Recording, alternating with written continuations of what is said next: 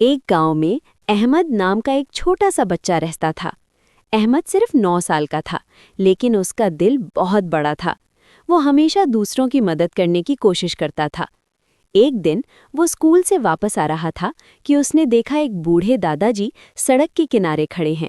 ان کے ہاتھ میں بھاری تھیلا تھا اور وہ سڑک پار کرنے کی کوشش کر رہے تھے۔ گاڑیاں تیزی سے گزر رہی تھیں، اس لیے وہ پریشان نظر آ رہے تھے۔ احمد ترنت ان کے پاس گیا اور آدر سے بولا، دادا جی، کیا میں آپ کی مدد کر سکتا ہوں؟ دادا جی مسکرا کر بولے، بیٹا، اگر تم میرا تھیلا پکڑ لو اور مجھے سڑک پار کرا دو تو بڑی مہربانی ہوگی۔ احمد نے خوشی سے تھیلا پکڑ لیا، ساودھانی سے انہیں سڑک پار کرایا اور ان کا سامان گھر تک پہنچا دیا۔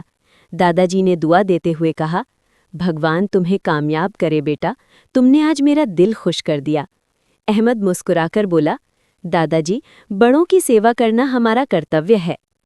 اس دن احمد کو سمجھ آیا کہ اصلی خوشی دوسروں کی مدد کرنے میں ہے۔